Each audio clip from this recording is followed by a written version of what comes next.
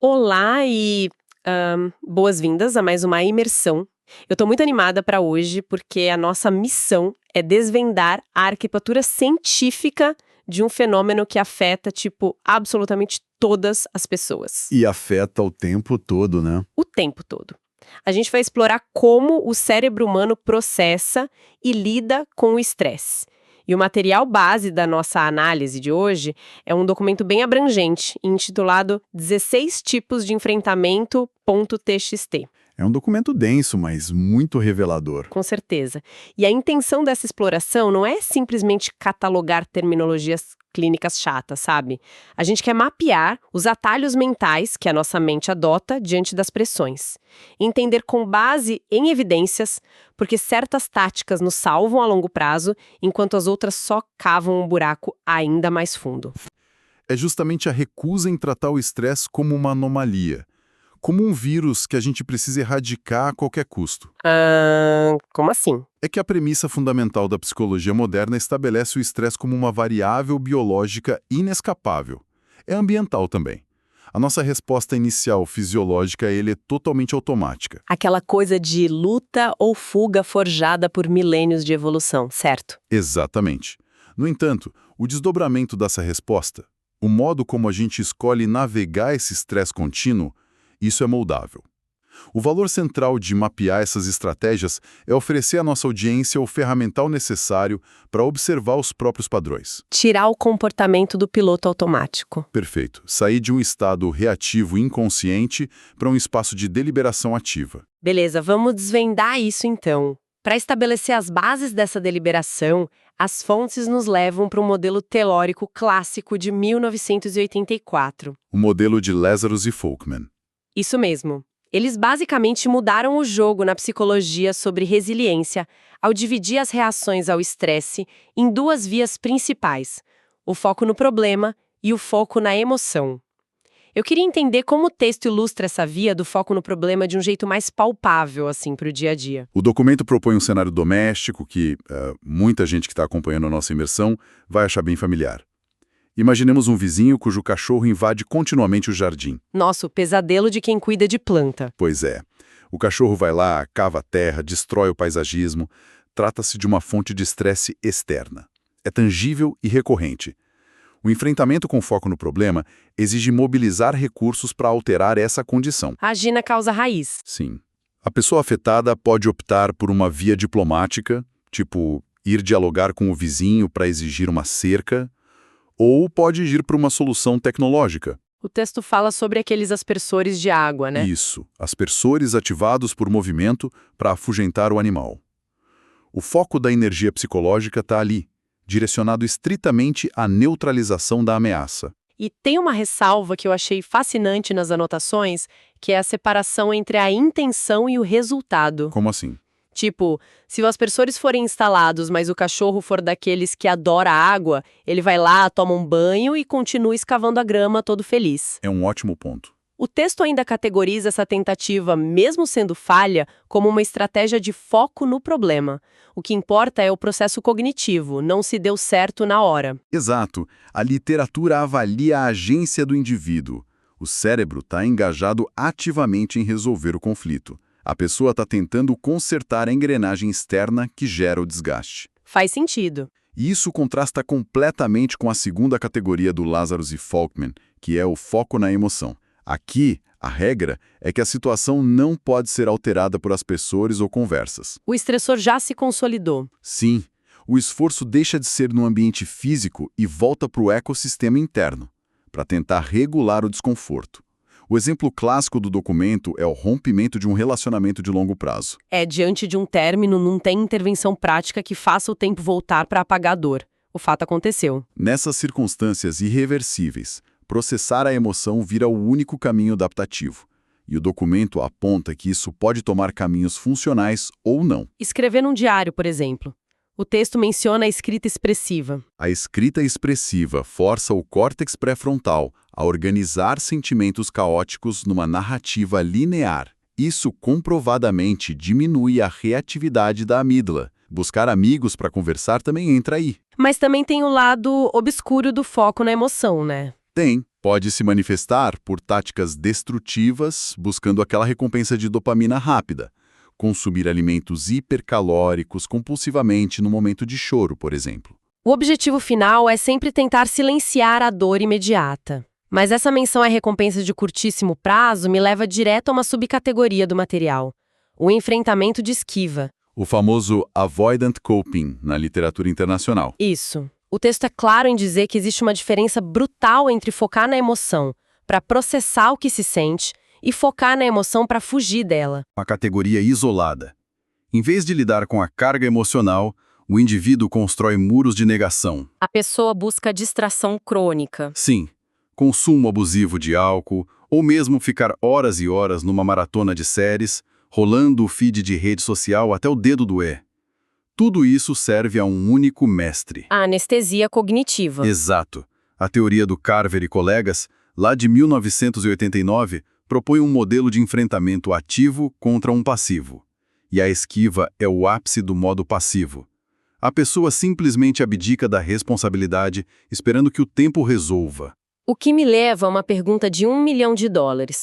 Colocando essas opções na mesa, resolver o problema, processar a emoção ou entrar em esquiva, quem nos escuta deve estar pensando: existe uma rota que a ciência valida como a melhor para a saúde mental e física. O que é fascinante aqui é que os dados se recusam a dar uma resposta binária. O consenso aponta para um gigantesco depende, envolve o curto prazo contra o longo prazo e a natureza do estressor. Mas, lendo a documentação, fica claro que, para o longo prazo, pensando na saúde ao longo de décadas, o foco no problema ganha de lavada. Sem dúvida, a meta-análise de Penley, em 2002, cravou a ligação entre o enfrentamento por esquiva e a piora na saúde geral. Mas o impacto mais visceral nessas fontes vem de um estudo de 2012. O estudo do pesquisador Chiavarino. Esse mesmo, com pacientes numa unidade de terapia intensiva cardiológica logo após infartos severos. Quando eu li essa parte, fiquei chocada, porque revela uma mecânica da esquiva que vai muito além de falar estresse faz mal. Como eles mediram o impacto da psicologia direto no coração. A equipe avaliou qual era o estilo de enfrentamento de cada paciente internado. A descoberta foi alarmante. Os pacientes que respondiam ao estresse com negação e esquiva, aqueles que minimizavam o infarto ou recusavam pensar no medo de morrer, tiveram recuperações muito mais instáveis. Mais complicações futuras, né? Muito mais. E o assustador é que o resultado se manteve mesmo tirando variáveis como genética ou o fato de a pessoa ser fumante. E qual é a biologia por trás disso? A negação psicológica não desativa o corpo. A pessoa ignora o infarto no nível consciente, mas o sistema nervoso simpático dela continua em alerta máximo. Esse alarme ligado inunda o sangue com glicocorticoides, causando inflamação nas artérias. O que exige um esforço bizarro de um coração que acabou de infartar. Exatamente. A pessoa tenta não pensar no problema, mas o corpo está travando uma guerra silenciosa. É uma dinâmica muito pesada.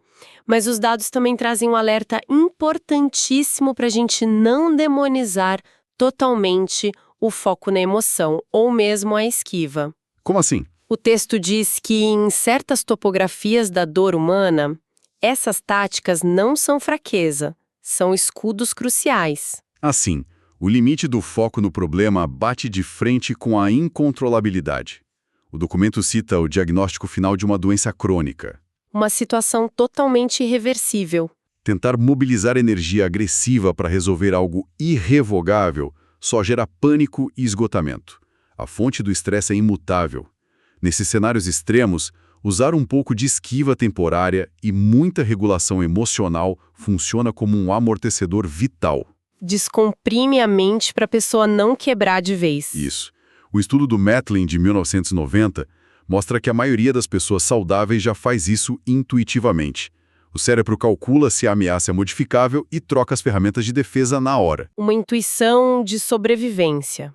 O que nos puxa para um tópico super atual no refinamento dessa regulação emocional. O mindfulness, ou atenção plena. Um conceito que a psicologia ocidental começou a abraçar forte nos anos 60 e 70. Sim, e embora o termo tenha virado meio que um clichê corporativo hoje em dia, a neurobiologia por trás é fascinante. O texto mostra o mindfulness agindo como um bloqueador de um grande vilão, que é a ruminação. É o ancoramento no momento presente. Observar sem julgamento. O texto usa o exemplo de receber um feedback negativo duro no trabalho, para ilustrar isso. Todo mundo já passou por isso. Receber uma crítica e a mente começar a criar teorias. No modo padrão, a crítica é o gatilho da espiral do caos. A pessoa pensa, errei o projeto. E em 2 segundos isso vira, meu chefe odeia a minha competência. E daí pra vou ser demitida e não vou conseguir pagar as contas, é um pulo, uma cascata catastrófica baseada num único erro. A abordagem mindful corta essa corrente. Quem pratica isso reconhece a emoção primária sem criar essa ficção dedutiva. A pessoa pensa, a avaliação apontou falhas, vou ter que ajustar meu método. Dá o espaço legítimo para sentir a frustração, a raiva de ter ido mal. Mas a emoção fica contida ali. A mente não usa o desconforto como lenha para a fogueira da ansiedade projetada para o futuro. Tem um estudo crucial aqui também do Gross e Levinson, de 1993. Ele mostra o perigo colossal de confundir mindfulness com supressão emocional. Tentativa de engolir o choro por força bruta? O estudo provou que tentar suprimir ativamente a tristeza ou a raiva é um desastre biológico. A tática não desliga o estresse fisiológico, a pressão arterial e os batimentos continuam em zona de exaustão. E o custo neurológico de segurar essa barragem emocional acaba anestesiando a capacidade da pessoa de sentir alegria também. É um efeito colateral devastador. Você bloqueia a dor, mas bloqueia o entusiasmo na mesma proporção. O mindfulness faz o oposto. Ele permite sentir a dor passageira, mas corta o eco da ruminação. Agora, um detalhe prático para nossa audiência. Não adianta tentar aplicar mindfulness pela primeira vez no meio de um ataque de pânico. É como tentar correr uma maratona sem nunca ter treinado. Precisa ser desenvolvido em momentos de calma. O que me leva ao próximo ponto de proteção biológica, o suporte social. Se conectarmos isso com o panorama geral, a biologia evolutiva explica muito. A nossa espécie foi desenhada para a corregulação do sistema nervoso. O documento traz a hipótese do amortecimento de Cohen e Wills, de 1985, como os amigos funcionam como um escudo invisível. O mais interessante dessa teoria é que a rede de apoio raramente resolve o problema prático. O pneu furado continua furado. Mas a presença de vínculos seguros aumenta o tônus vagal e libera a ocitocina. Aquele neuropeptídeo da segurança. Isso. E a ocitocina amortece drasticamente o cortisol. O suporte social diminui a chance de um trauma virar uma doença autoimune no futuro. Mas as fontes são implacáveis sobre o timing desse escudo. Ele precisa ser forjado antes da crise. Construir laços reais exige tempo e energia que a gente simplesmente não tem quando o sistema nervoso está operando em modo de sobrevivência aguda. Exato. Bom, caminhando para nossa consolidação, as anotações trazem algumas pílulas de ação super empíricas, intervenções validadas. A primeira é o relaxamento muscular progressivo, da pesquisa do Gaylor de 89. Essa técnica hackeia o sistema nervoso. Diante do perigo, o cérebro tensiona a musculatura. O método inverte isso. Você tensiona voluntariamente os músculos e depois solta de forma abrupta. Cria uma onda de descompressão. O nervo vago capta essa soltura e avisa ao cérebro primitivo de que o perigo passou. Desliga a ansiedade sem precisar de esforço lógico. Sensacional! A segunda pílula vem do estudo do Aldana em 96, focada em exercício moderado, como caminhar, meia hora por dia. O estresse moderno enche o corpo de adrenalina, mas a gente não gasta isso fugindo de leões. A gente gasta sentado, em frente a planilhas. A caminhada dissipa esses subprodutos inflamatórios mecanicamente, além de liberar endorfina e proteger o sistema imunológico. E a terceira estratégia, mapeada por Dolezal e equipe em 2017, bate forte nos nossos hábitos noturnos. A arquitetura do sono e como cortar o álcool e a cafeína. Tem muito folclore de que uma taça de vinho ajuda a relaxar depois de um dia tenso. Mas o etanol fragmenta o sono profundo e o sono REM. Fases vitais para limpar as toxinas do cérebro. Sem isso, o córtex pré-frontal acorda deprimido no dia seguinte, incapaz de raciocínio complexo. e a amígdala acorda superestimulada. Qualquer atrito mínimo gera uma explosão de estresse. A higiene do sono é a fundação inegociável, né? O texto ainda fecha recomendando terapia cognitivo-comportamental e biofeedback para ajudar a remodelar essas redes neurais quando o tentar sozinho não for suficiente. Profissionais treinados aceleram muito a identificação de pontos cegos. Então, o que tudo isso significa no fim das contas? O enfrentamento é essencialmente uma caixa de ferramentas. Tentar usar um martelo para consertar um cano vazando só vai destruir a casa. A avaliação situacional é a chave. Exatamente. O segredo para quem nos escuta é diagnosticar a natureza do estressor e escolher a ferramenta certa. Pode ser a ação agressiva do foco no problema, a aceitação via mindfulness ou o escudo do suporte social. Isso levanta uma questão importante para concluirmos a nossa análise. Quando olhamos para a nossa sociedade atual, vemos um ecossistema inteiramente desenhado para facilitar a esquiva passiva.